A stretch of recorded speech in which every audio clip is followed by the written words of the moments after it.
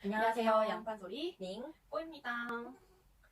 네, 오늘 소개해드릴 작품은 싱숑 작가님의 전지적 독자 시점입니다. 정말 재밌게 읽었죠? 네, 꽃님이 강추하셨었던 이 소설은 판타지 소설이고 카카오 페이지에서 발견을 했지만 사실 문피아에서 굉장한 인기를 얻고 있었던 작품입니다. 문피아에서는 98만 추천수가 카카오에서는 독점이 아니라고 해서 12만밖에 안 되더라고요. 멸망한 세계에서 살아남는 세 가지 방법이라는 책을 읽던 김독자라는 사람이 있어요. 유일한 독점. 이 소설이 현실이 돼서 다가옵니다. 이 소설의 에필로그를 독자가 보지 못했었는데 그 에필로그를 이제 자기가 이 현실 속에서 보기 위해서 열심히 나아가는 그런 이야기입니다. 과연 이 소설을 쓴 작가는 누구였는지 먼저 주인공 김독자를 먼저 소개를 드리면 원작을 유일하게 홀로 다 읽은 사람이고 원작을 바탕으로 작전을 설계해서 시나리오를 헤쳐나갑니다. 하지만 항상 자기만 알고 있다는 생각 때문에 다른 인물들의 도움을 받기보단 혼자서 해결해 나가려고 해요. 뭔가 자기 희생적이면서도 약간 이기적이라고도 생각이 들어요. 유중혁은 원래 그 멸망한 세계에서 살아남는 세 가지 방법, 줄여서 멸살법이라고 하는데 그 소설의 원래 주인공, 온갖 원칙심적 묘소를 타고난 인물. 유중혁은 회귀자잖아요. 그래서 맞아요. 원작에서는 수천 번을 회귀한 끝에 이 이야기의 끝을 볼 수 있단 말이죠. 수천 번 회귀를 거듭해 나가면서 이야기의 끝을 보는데 지금 독자와 함께하고 있는 이 시점은 3회차 인생이에요. 자기가 워낙 강하고 몇 번씩 계속 회귀를 하다 보니까 좀 우울증도 있고 그래가지고 동료를 만들기보다는 혼자서 해결해 나가려고 해요. 근데 독자를 약간 내심 동료라고 생각하고 있는 츤데레 같은 면이 있어요. 맞아요. 한수영은 멸살법을 표절한 작가죠. 이기적인데 그러면서도 츤데레? 귀여워요. 알고 보면 다 약간 서로를 보듬어주는? 근데 그걸 말로 표현을 못하는 그런 인물인 것 같아요. 김독자랑 약간 유대 관계가 있죠. 소설을 알고 있다는 연결고리가 있으니까. 원래 원작에서는 없었는데 독자가 현실에서 이렇게 끌고 들어간 두 명이 있어요. 독자와 회사 동료였던 유상아 씨랑 현실이 소설이 되었을 때 그때 같은 공간에 있었던 이기련이라는 꼬마인데요. 둘은 그래서 그 소설 그 세계에서 등장인물 취급을 받지 않고 독자와 같이 외부인처럼 취급을 받잖아요. 그러면서 독자와 같이 모험을 헤쳐나가는 그런 인물들. 이현정 원래 원작에 있던 인물이죠. 원작 속에서 유중혁의 동료였는데 최강 탱커이면서 원래는 전직 군인이었어요. 시키면 시키는 대로 다 하는 인물이기도 하고 정의하면 누구도 이길 수 없는 정의로운 인물입니다.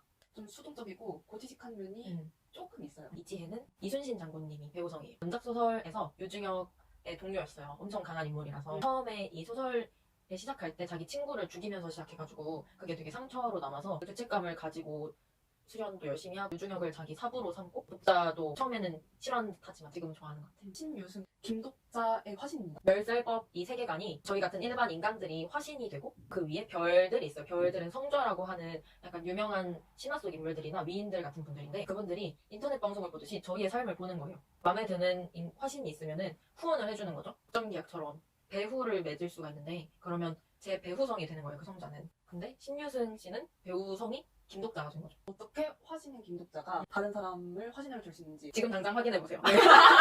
원래는 이 신유승이 41회차 신유승은 유중혁에게 배신당해서 직의 재앙이 되고 그래서 막 죽여야 된다. 김독자는 신유승을 살려내죠. 정희원 씨라는 분이 있는데 이분은 독자가 현실 세계에서 끌고 들어간 분은 아닌데 또 원작에서 등장한 사람도 아니에요. 그러니까 원래 원작에서는 금방 죽었어야 될 인물인데 독자가 살려주면서 또 최강의 전사로 거듭나게 돼요. 정희원 씨가 이렇게 강해진 계기로 불의를 참지 못하는 게 있어가지고 정의에 민감하고 악에 민감한 그런 인물입니다.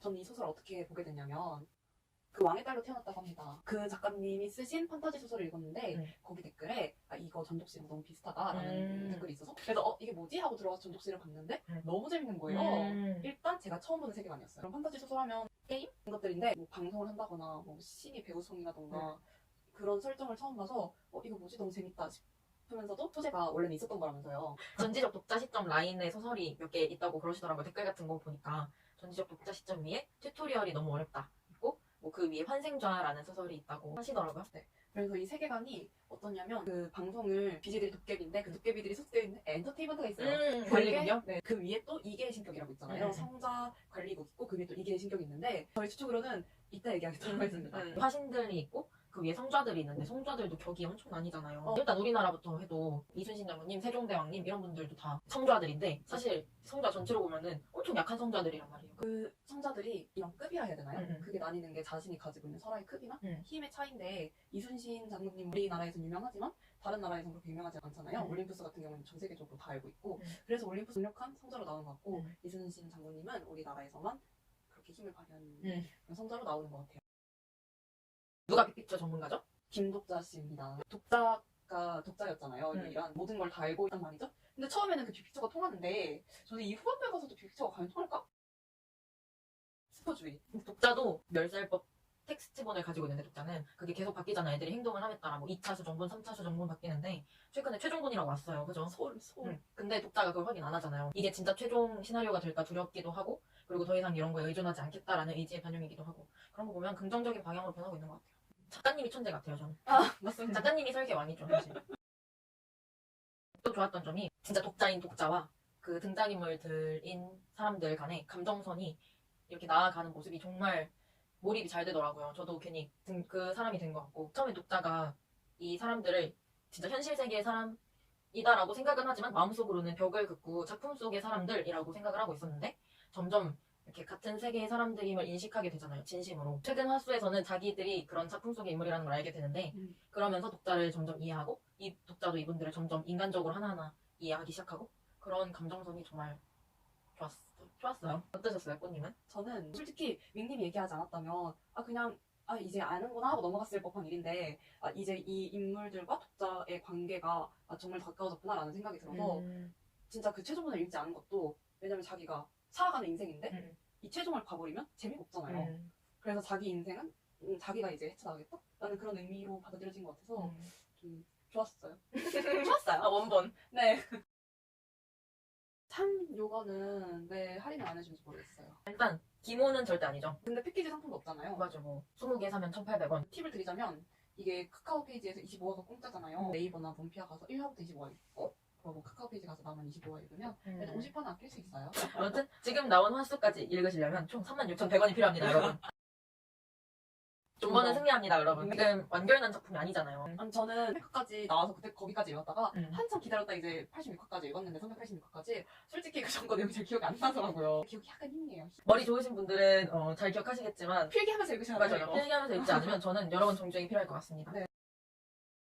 깊게 생각하면 머리 터집니다, 이 소설. 세계관이 너무 크다 보니까 제 뇌내 용량을 초과했어요. 아까 말씀드리다 왔잖아요. 이게 신격. 곰곰이 생각을 해봤어요. 님 추측하셨을 때 이야기를 만들기 전에 존재했던 존재들 했다고 하셨잖아요. 그래서 저희가 생각을 해보니까 작가가 아닐까라는 생각이 들었어요. 그래서 개연성을 그렇게 해치면서도 개입할 수 있는 존재, 그건 작가이기 때문에 그런 게 아닐까 그런 생각이 들었고 또 다른 내면적으로는 그 제4의 벽인데 이게 최후의 벽의 파편이라고 했잖아요. 최후의 벽이 뭔가 소설의 세계관을 담고 있는 상자 같은 거라고 생각을 했는데 꽃님께서 말씀하시길 그럼 그 상자 같은 게 저희가 보고 있는 댓글창이 아니겠냐 라는 추측을 해주셨어요. 궁금했던 존재가 멸살법의 원작자랑 또 은밀한 모략가라는 성좌이자 이계의 신격이 계속 독자를 지켜보고 있는데 그 두 분이 정말 누군지 궁금하잖아요. 오늘 작품은 어떠셨나요? 오늘 작품 진짜 최고. 오랜만에 약간 대작을 읽은 것 같아요. 대가 진짜 거대한. 저희가 이 소설 읽고 리뷰해봤는데요.